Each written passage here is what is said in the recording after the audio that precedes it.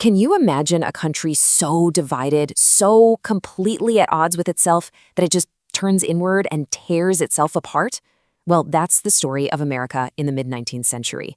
It's the incredible and frankly terrifying story of how a nation nearly destroyed itself and the painful struggle to figure out what it was even supposed to be. To really get this, you have to understand that by 1845, America wasn't really one country. It was two, living under the same roof. In the North, you had this dynamic, industrializing society. Think bustling cities, loud factories, railroads crisscrossing the land, all powered by wage labor and a huge influx of immigrants looking for a new start. But then you go south, and it's like stepping into a different world. It's rural, it's agricultural, and its entire social and economic system is built on the backs of 4 million enslaved people. And that right there is the impossible question that hung over everything. How can two totally different worlds with completely opposite ideas about the future possibly exist under one government? For decades, the answer was just to kick the can down the road with a series of fragile, desperate political compromises that really just delayed the inevitable explosion. So let's dive in. We're going to walk through this whole turbulent era. We'll start with the deep divisions that set the stage, then move to the decade where all hope for peace just fell apart. After that, we'll cover the war itself, the complicated and tragic aftermath, and finally, why the echoes of all this are, believe me, still with us today. You know, the real fuse that lit this whole powder keg was America's obsession with moving west. This idea of manifest destiny was pushing the country's borders out. But every single time a new piece of land was added, it forced the same explosive question. Is this going to be a free territory, or will slavery be allowed to expand? And this was not some abstract political debate. It was a knockdown, drag-out fight for power, because every new state could tip the balance in Congress for or against slavery. And that brings us to the 1850s. Man, this was a decade where things went from bad to worse to, well, the point of no return. It was just one crisis after another, a political firestorm that burned away any last bit of common ground. One of the worst ideas to come out of this period was something called popular sovereignty. Now, on the surface, it sounds pretty reasonable, right? Just let the people who actually move to a new territory vote on whether to have slavery. What could go wrong? Well, in practice, it was total chaos. Pro-slavery militias from Missouri poured into Kansas to rig the vote, and they clashed violently with anti-slavery settlers. They called it Bleeding Kansas, and it was basically a brutal, small-scale dress rehearsal for the Civil War.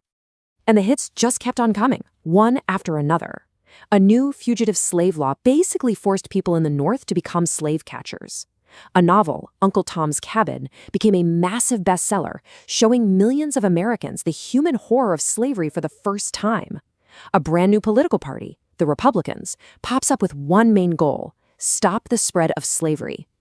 And then came the final 1-2 punch that knocked out any hope of a peaceful solution. Just look at these words. They're from the Chief Justice of the Supreme Court. In 1857, the court heard the case of Dred Scott, an enslaved man who argued he should be free. The court said no, but it went so much further than that. Chief Justice Taney wrote that black people, free or enslaved, were never citizens and had, quote, no rights which the white man was bound to respect. This decision didn't just deny one man his freedom, it effectively made slavery legal everywhere in the country. For the North, this was an absolute outrage. So this is the final straw. In 1860, Abraham Lincoln is elected president, and here's the kicker. His name wasn't even on the ballot in 10 southern states. He won the presidency without a single vote from the South. For the white Southerners, this was it. The election of a president from an anti-slavery party was seen as an existential threat to their entire way of life.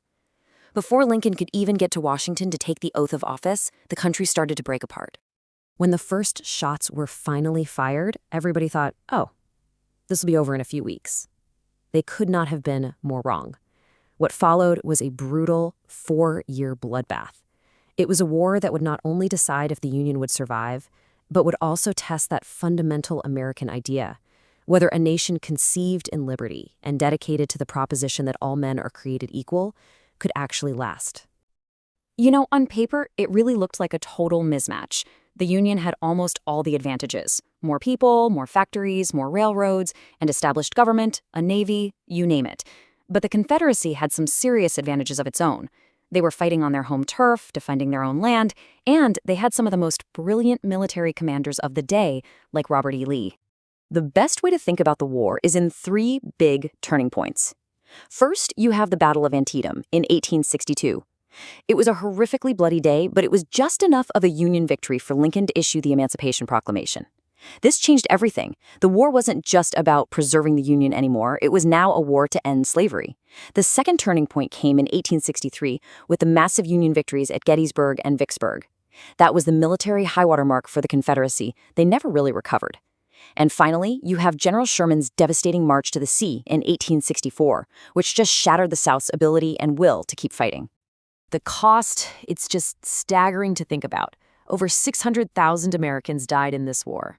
The nation was saved and slavery was finally destroyed, but the scars from that conflict, well, they would last for generations. So winning the war was one thing. Winning the peace, that turned out to be a whole different challenge. The era that followed, which we call Reconstruction, asked two of the hardest questions in American history. How do you even begin to rebuild a shattered country? And what does freedom really mean for 4 million people who were just freed from bondage? For a short, incredible moment, it looked like a second American Revolution was actually happening. We got 3 new amendments to the Constitution. The 13th abolished slavery. The 14th guaranteed citizenship and equal protection under the law. And the 15th protected voting rights for Black men. For the first time ever, Black men were not just free, they were citizens. They could vote, they could hold political office. It was this breathtaking experiment in building a multiracial democracy. But the backlash was immediate, and it was savage. The Ku Klux Klan and other white supremacist terrorist groups launched a campaign of violence and intimidation. It was a homegrown insurgency, plain and simple, designed to crush Black political power and violently restore the old racial hierarchy. And then came the final betrayal. It was a messy, disputed presidential election in 1876, and the outcome was decided by a dirty, backroom political deal. Basically, the Republican got to be president, and in exchange, the last of the federal troops who were protecting the rights of Black citizens in the South were pulled out. And just like that, the grand experiment of Reconstruction was over. The nation's promise of equality was abandoned. So you might be thinking, okay, that was a long time ago. Why does it still matter? It matters because the fundamental questions that ripped the country apart back then are in so many ways the very same questions we are still wrestling with today. Questions about citizenship, about federal power, about what it really means to be an American. So what are the big takeaways from this whole painful chapter of history? First, that deep divisions, if we let them fester, can literally tear a nation apart. Second, some moral issues are so fundamental that you just can't compromise on them. And maybe the biggest lesson of all, that ending a monstrous system like slavery is not the same thing as creating true equality. Freedom isn't something you win once and it's over. It's something you have to keep fighting for in every single generation. And that leaves us with one last lingering thought. The Civil War won freedom, but the peace that followed failed to secure equality. The great work of Reconstruction was shut down in 1877. So the question is, how long did it take for America to finally restart that work and confront its unfinished business? The answer would be almost another 100 years.